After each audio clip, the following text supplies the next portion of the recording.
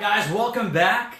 You're tuning into Texas Sold'em TV. My name is Seth Mills. I'm with Keller Williams. And the thing we're talking about today, we're going to debunk some real estate myths and talk about some madness. This will be a weekly thing on Wednesdays. Today we're going to talk about something very specific. And it's one of the most widely spread myths in all of real estate. It's something that is one of the most widely used terms and one of the biggest ways that people look at it. If you watch HGTV, you talk to a lot of agents. If you speak to most buyers and most sellers, there's kind of a general understanding that price per square foot is a valuable number. Now, I've got a case to show you, and price per square foot, it's got its value, but it really is not a factor in anything that we do, and I'm going to prove it to you. So we're just going to take it back. I've got a long history in sales, marketing, and merchandising and retail specifically, and I can tell you that in retail, we would look at linear square feet, and we would adjust our merchandising space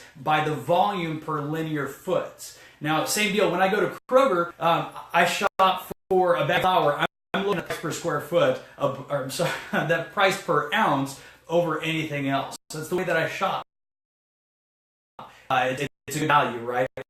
It's a good way to tell, not just what the price, but there's other bags. Sometimes I might upgrade to the 30-pack of toilet tissue or something, but I'm going to get that best price per sheet, that best price per ounce. It's all about the value. I consider myself a savvy shopper. I'm sure that you do too. And so this is why I think it's important that we speak about this today. Now, the problem in real estate, there are a lot of factors that go into a home. And so we're going to look at a case study today right in Woodbridge. It's the neighborhood that I live in. These are a couple streets that are close by. And these are homes that have closed. I'm not going to give specific addresses, but these are homes that have closed in the past 6 months. And they definitely tell different stories. So I've got my cheat sheet I'm going to be looking at down here to get the stuff up on the board for you. But the first one we're going to call Bay Circle. All right. And the second one we're going to call Falcon Lane.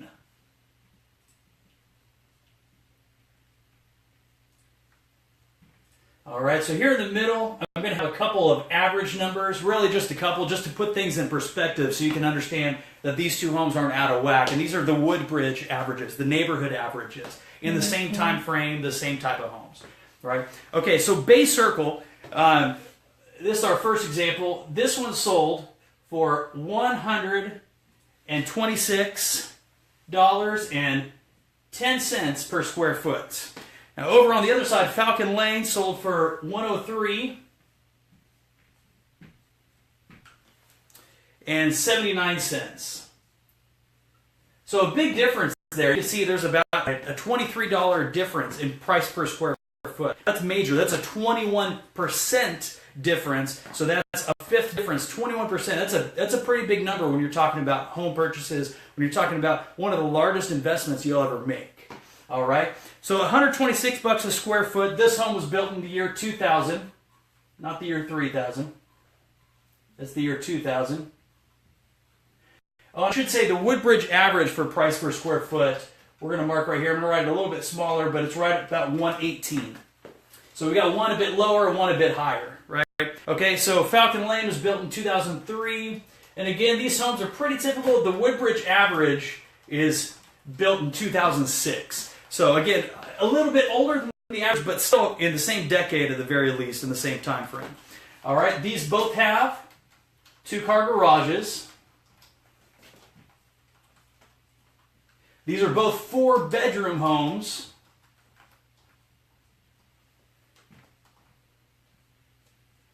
Okay, so far we've got a newer home by 3 years. We've got the same two-car garage with 4 bedrooms, but we seem to be getting a really good deal. So you tell me, and this I'm going to pause right here. You tell me which one would you buy, just based off those numbers alone. As I go through, I'm going to be adding some more features to each home to compare the two, and just think about in your mind as I add each one, did that convince you? Are you going to stick with the 103 on Falcon Lane, or are you going to spend the extra 21%? The extra $23 per square foot. $23 times a lot of square feet. That should be a really big number, right? You tell me where you might be convinced to go the other route. All right, so the next one is the bathroom count, right? So this one's got 3, and it's got a half bath. So 3.5 bath. Falcon Lane is just a 3 bathroom. So that extra half bath, is that worth the 21%? I don't think so. So we're going to keep moving on. This one's got an updated master bath. It's got a frameless shower and some other updates. This one has no updates in the master bath. All right. So far, frameless shower, you can put one of those in for a few $100s, so not a big deal. We're probably still going to stick with the one on the right. The next one, it's got a wood in the living area. So base circle here has wood in the living, and that's throughout the entry, that's in the living room, that's all throughout the shared spaces, the hallways, and everything else. So really extensive and pretty nice stuff. All right, Falcon Lane here has carpet throughout. It's got tile in the entry, but it's got carpet in all the living areas. All right, so are you convinced? We got wood and we got carpet. Still, that's a pretty big difference. I could probably put some wood in on and replace that carpet pretty inexpensively, and still get a pretty good discount there. All right, so the next thing, we've got a quarter acre lot, which is an oversized lot. It's longer, significantly longer than the other ones, and a little bit wider. And Falcon Lane over here, we've got the standard 5th acre lot, about a 0.2. I think it's a 0.21. So 0.25 to 0.21. Again, we're looking at about a 25% larger lot there.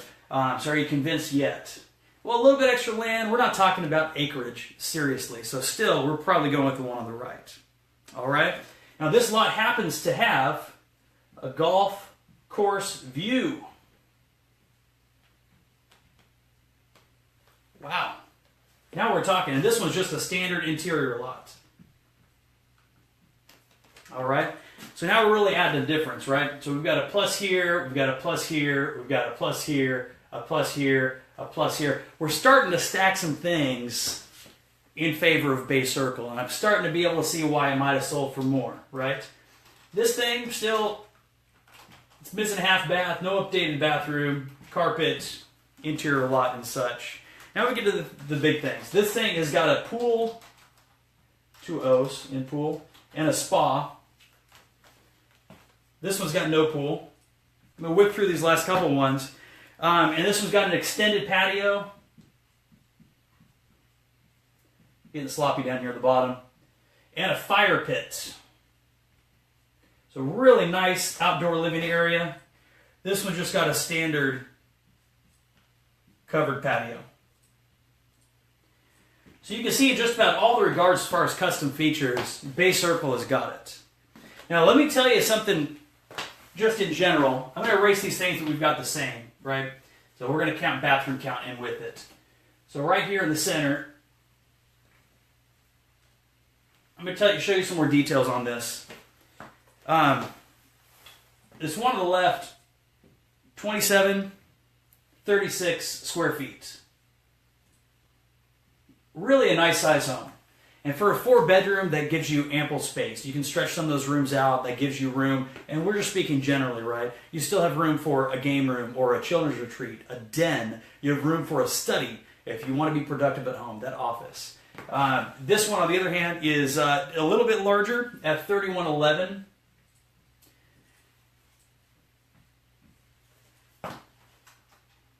These homes, you would think at that 21% difference that this would be a huge, huge price difference in the final price. And when you look at it, this one seems like it should go for a whole lot more. And especially when you look at that 126 per square foot compared to that 103 per square foot.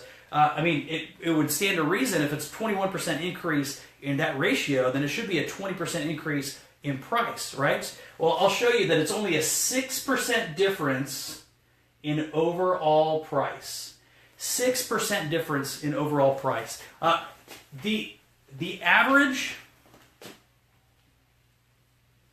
well, I won't talk about averages there. This one sold for $345, whereas this one, without all those updates, sold for $323. Now you tell me, is a pool and a spa, is updated flooring, is an oversized a golf course lot, all these things, is that worth just a $20,000 swing? 6% difference between the two. Now here's the problem. Many people are misled by that number, thinking that this is the end-all be-all. It's not, guys. It's really not. And here's the problem. If you go to sell your home and you're using the neighborhood average of this right here, take 118, even say, you know, we're going to round up to 120 just because we feel like the house is worth more, right? If you multiply 120 by 2736, you still come up with a number that is far short of the 345 that it sold for. And I would argue far short of what it is worth, right? Same deal. If you say, well, this one is just slightly below average for the neighborhood, so I'm going to pull it down to 115, well, then you're way overpricing a home, and this would have pulled up real close to this price point. Guys, this number is not a factor in pricing. It should not be a factor in the decision in your home buying process. It should not be a factor in determining the value of a home. It is the result of all those things I just mentioned. It is the result of people taking preference to certain features, to lot size. It is the result of people investing money into their home that does not equal square footage. So, anyhow, I don't mean to rant. I don't mean to rave. I'm kind of passionate about this because I see a lot of people misled in this industry, both agents and consumers alike. And I think it's time to shed some light on this issue to make it a little bit more public. Guys, we'll be following up with some more myths and some more madness next week on Wednesday. You can tune in tomorrow. We're going to have a different topic tomorrow on TexasSoldEm TV. You'll see in the title above, there's a website you can visit, sell.TexasSoldEm.com. And you can go there if you want to start the process and see what your home might be worth. You know, I'm sure you've heard we're in a really hot market right now, especially if you're in the North Texas area. It is an incredibly hot market, but how hot is it? Every pocket is different, and every single home really requires a unique perspective and a unique look at it.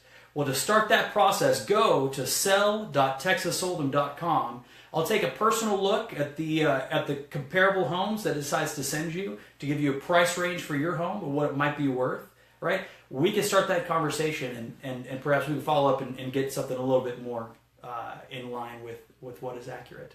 Guys, thank you again for tuning in.